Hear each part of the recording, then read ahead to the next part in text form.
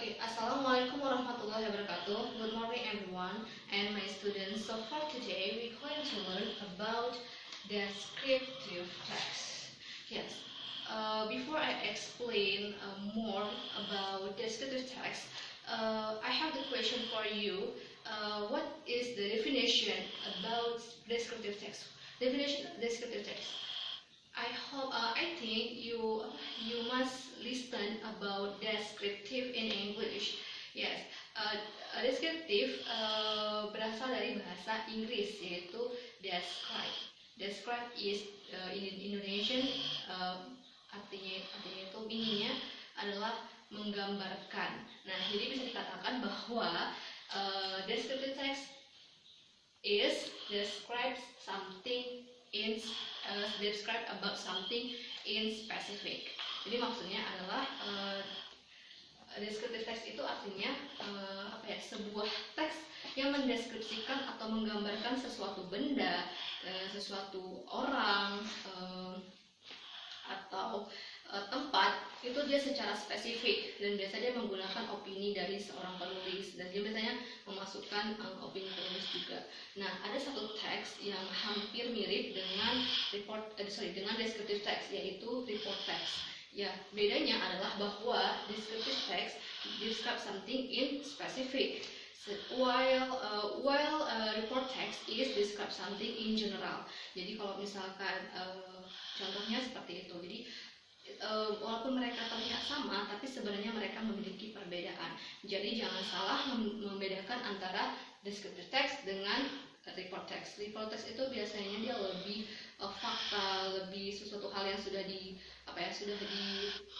research duluan gitu, sehingga bisa dapat dijadikan teks gitu. Sedangkan descriptive text kita seperti menggunakan opini kita gitu. Ketika kita ingin menulis tentang seseorang, kita mendeskripsikan secara spesifik tentang orang itu dengan penglihatan kita seperti itu. Jadi dia tidak melalui research duluan seperti itu. Nah, next I want to explain to you about general structure. In the descriptive text, there are general structure, language characteristic.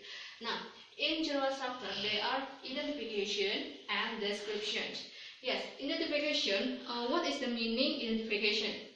You can see in the whiteboard, identification is the introduction of the object or thing to be described. Nah, biasanya identification ini dia berada di paragraf pertama. Jadi kalau misalkan ada sebuah teks tentang descriptive text, ya kan, nah itu biasanya dia dimulai dari yang berada di paragraf pertama.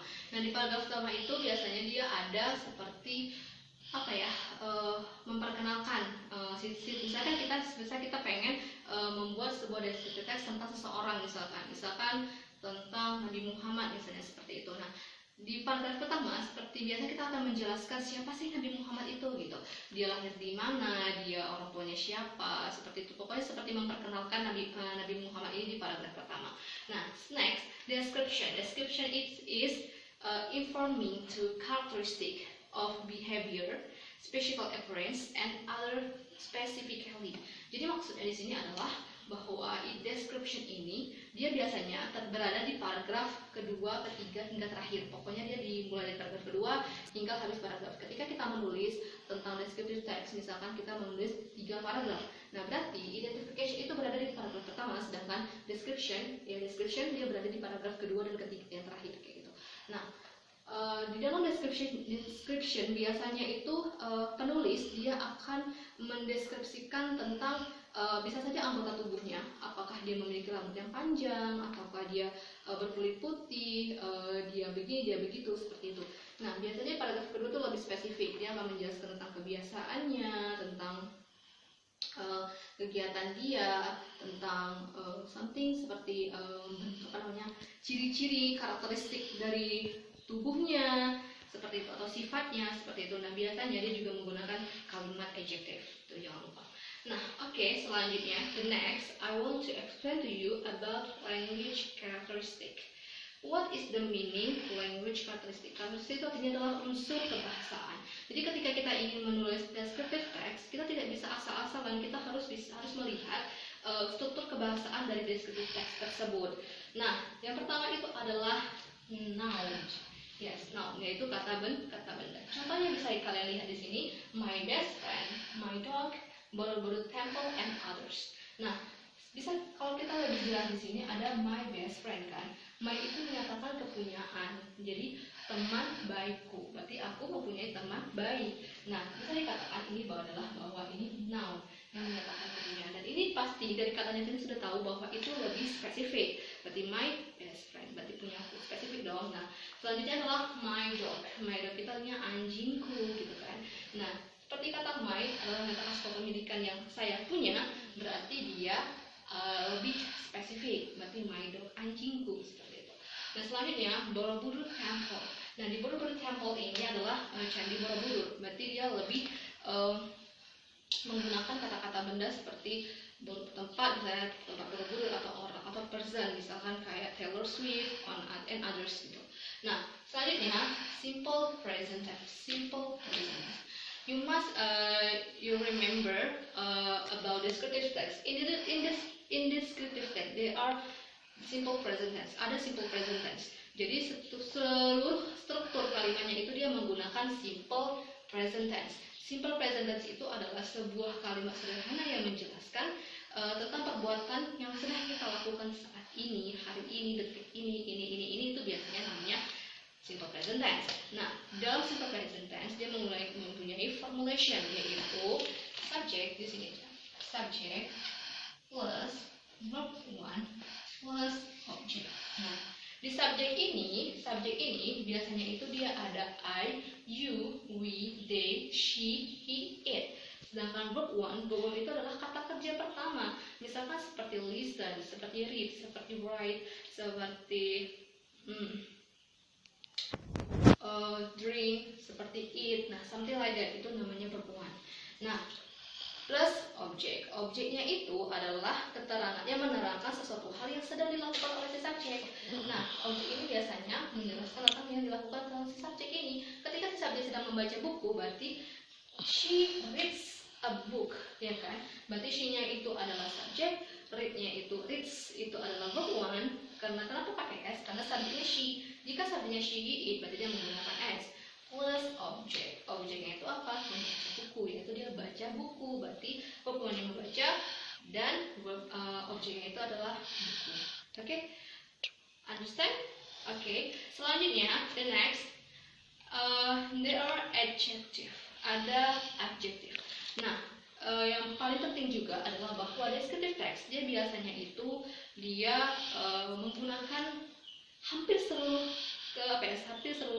kalimatnya itu dia menggunakan dia memasukkan kata sifat atau adjektif gitu.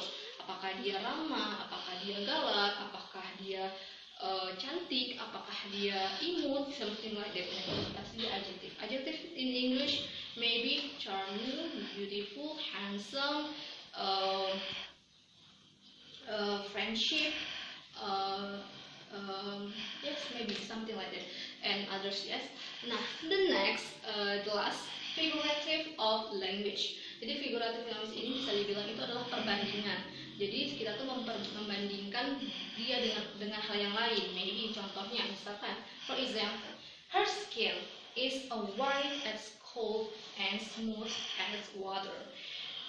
In Indonesian meaning is kulitnya seputih awan dan selembut air.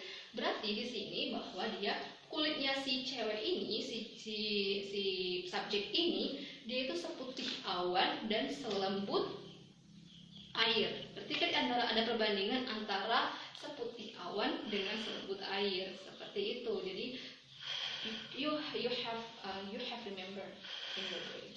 And then the last example for figurative language is my throat is as dry as a desert.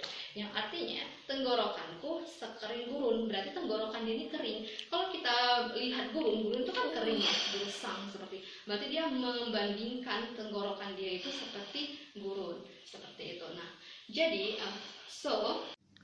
Okay, next I want to explanation for you about descriptive text. Before I explain about descriptive text from definition, general structure, and language characteristic.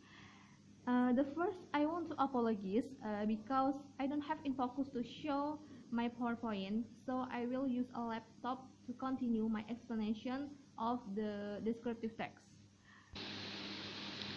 And now I will to show you about the picture yang bisa dijadikan sebagai contoh untuk kalimat descriptive text.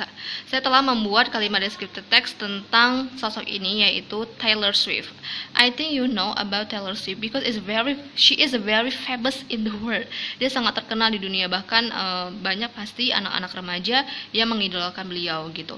Nah, jadi di sini saya akan menunjukkan kalimat tentang descriptive text tentang beliau. Yang pertama di sini, yes, judulnya adalah tetap ya. The title is Taylor Swift. Taylor Allison Swift, or more popular with Taylor Swift, was born in Wyoming, Pennsylvania, USA, at 13 December 1989. She is a music country singer. She is also my inspiration and role model. Taylor Swift loved to sing since childhood. Her first song is Lucky You, which she wrote while still sitting in school. Taylor Swift likes to sing while playing the guitar. Her appearance and performance is simple but charming. On concert, she usually using a short dress and carrying a guitar. She always sings with relaxing and soulful. Yang udah saya bilang barusan tadi bahwa di paragraf pertama itu adalah identification. Di dalam descriptive text itu ada general structure-nya kan. Nah, di dalam general structure itu ada dua, yaitu pertama adalah identification dan description. Nah, di paragraf pertama itu terdapat identification. Kalau kalian bisa lihat di sini di paragraf pertama itu lebih menjelaskan tentang bahwa Taylor Swift itu lahirnya di mana, tanggal berapa dan tahun berapa, dia adalah seorang penyanyi gitu kan. Dia juga inspirasi dan perannya dan memiliki peran penting gitu. Nah, di sini juga bilang kalau misalnya Taylor Swift ini dia mencintai musik itu sejak dia masih kecil. Nah, dijelaskan di sini juga bahwa lagu pertamanya itu adalah Lucky You, dan dia menulis sendiri di sekolahnya. Nah, seperti itu. Jadi bisa dikatakan bahwa di paragraf pertama itu lebih menjelaskan tentang mengidentifikasi siapa sih si Taylor Swift ini gitu. Seperti itu. Jadi jangan salah lagi ya. Oke, selanjutnya kita akan menjelaskan tentang selanjutnya masuk ke paragraf kedua, yaitu Taylor Swift is a very beautiful. She is tall and her skin is white. Her eyes is blue. Her nose is sharp. She has curly hair and its color is blonde. Taylor Swift won many awards such as Album of the Year for Fearless, as well as Best Female Country Vocal Performance and Best Country Song for White Horse. She also is the Best Female Pop Vocal Performance for You Belong With Me. Nah, jadi di sini dibilang di paragraf kedua itu adalah identification, termasuk dalam general structure yang identification. Di sini dibilang bahwa Taylor Swift sangat cantik. Dia tinggi dan kulitnya putih, matanya biru dan hidungnya tajam. Dia mempunyai rambut yang keriting dan berwarna pirang. Taylor Swift banyak memenangkan penghargaan. Di sini juga dibilang bahwa dia banyak memenangkan penghargaan sebagai vokal performance terbaik yang dengan lagunya itu White Horse, dan dia juga menjadi Best Female Pop Vocal Performance dari lagunya yaitu You Belong With Me. Nah, selanjutnya di sini ada paragraf ketiga, yaitu Taylor has taught me many things, such as to be fearless, to always fight for your dreams, no matter what, to know that if I'm different that's a good thing and I don't have to change that, to be myself, to never give up on my dreams. Jadi untuk di kalimat di paragraf ketiga ini dia lebih menjelaskan tentang hal-hal yang menjadi inspirasi dari seorang Taylor Swift. Di sini dibilang bahwa Taylor telah mengajari saya banyak hal seperti kita untuk tidak takut, untuk selalu berjuang untuk impian Anda, apapun yang terjadi, untuk mengetahui bahwa jika saya berbeda itu adalah hal yang baik dan saya tidak perlu mengubahnya. Menjadi diri sendiri untuk tidak pernah menyerah pada mimpiku. Nah, jadi di sini bisa dibilang bahwa di kalimat terakhir ini adalah kalimat penutup yang menjelaskan lebih ke penulisnya yang ingin yang terinspirasi dari sosok seorang Taylor Swift, seperti itu ya, menurut opini dia bahwa Taylor Swift itu telah mengajarinya banyak hal tentang mimpi, seperti itu. Okay, I have the question for you in the text about Taylor Swift. You must answer my question. Okay, the next. There are 3 questions for you. You must answer the question. The first question is, what does the above text tell about? I'm so sorry, I repeat again. What does the above text tell about? Apakah kalian mengerti maksud dari pertanyaan ini?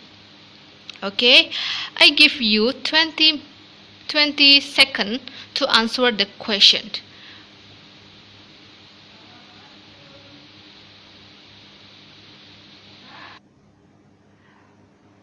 Okay, time's out. Apa jawabannya? Ya, benar sekali. Jawabannya adalah the answer is Taylor Swift. Yes, Taylor Swift. Di sini lebih menjelaskan tentang kepribadian seorang Taylor Swift atau seseorang Taylor Swift, mendeskripsikan tentang Taylor Swift. The next question is, since when did Taylor Swift like music? I give you 20 seconds to answer the question. Let's start. Okay, time's out. Apa jawabannya? What is the answer? The answer?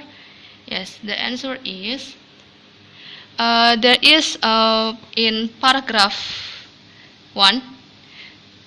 She is a music country singer. Sorry. Ini dia.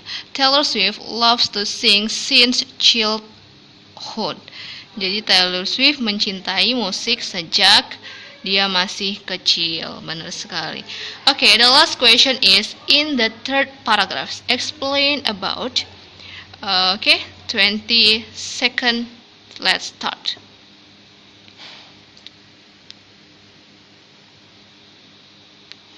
Okay, time's out.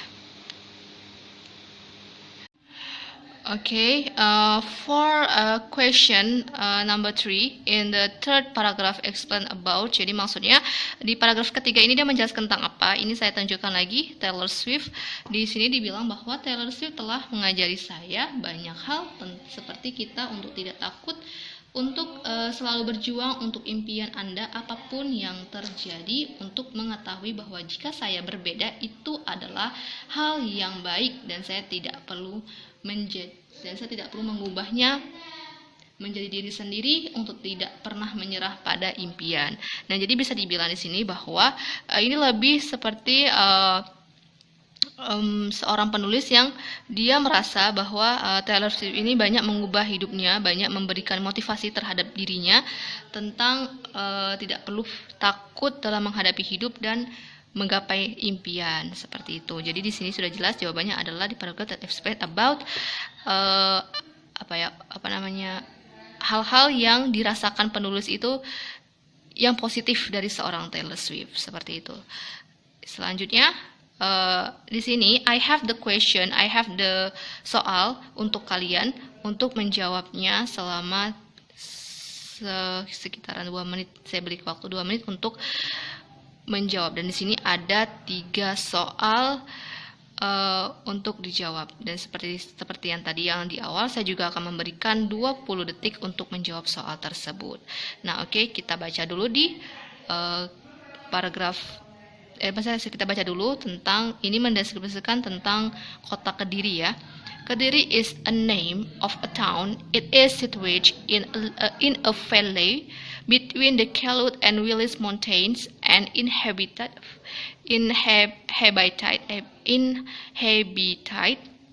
by about 1.3 million people. In the center of the town there is a large hill which is called the Dato Mountain. Because of the topography of the region, Kediri is called a chilly town by the locals. There is a big river called Brantas cutting off the center of the town. Beside the temples, Kediri is also famous for its products like cigarettes and the special kind of tofu or bean curd. This highly nutritious food is delicacy of the Kediri and has a distinctive taste. The cigarette factory dominates the town economy and employs the majority of the women labor force. Kediri and the cigarette factory are inseparable, and it is considered the biggest cigarette factory in Indonesia. Most of the local people work in this factory. Those who don't work here are farmers or traders. Okay, next I have the 3 questions. You must answer my question. The first, what does the above text tell about? Kalau di sini sudah it's a very clear ya. Ini tentang apa? Ya jawabannya adalah C, the description of Kediri. Jadi dia lebih mendeskripsikan tentang kota Kediri itu seperti apa gitu. Dia memiliki populasi 1,3 miliar million people, and dia menjelaskan sangat detail di sini tentang kota Kediri secara garis besar saja. Okay. The second question, which one has distinctive taste? Apa jawabannya? Okay, jawaban dari nomor 2 adalah yes, C, the bean curd. Ini terdapat di paragraf kedua, yaitu ini. Jadi Kediri itu juga terkenal dengan produk seperti cigarettes ya, and special jenis seperti tofu or bean curds. Jadi itu yang paling khasnya itu adalah tofu or bean curds. Jadi itu termasuk jadi jawaban di nomor 2, yaitu C. Nah selanjutnya the next the question number 3, those who don't work here. Last sentence the underlined word refers to. Jadi maksudnya di kalimat ketiga ini, yaitu di last paragraph itu ada kalimat yang seperti ini, yaitu those who do not work here are. Ya benar sekali, jawabannya itu adalah di number 3 is A, the local people. Jadi yang tidak bekerja di sini adalah the local people. Jawabannya A. Okay, next saya udah menjelasin tentang about descriptive text from the definition, general structure, language characteristic, and until example for the descriptive text. And I give you the question and you answer in 20 minutes, in 20 seconds, my question. So I think enough for today. Thank you very much of attention, and I hope you understand about my explanation in material. Yeah, is descriptive text. Okay, as the last I say, Assalamualaikum warahmatullahi wabarakatuh.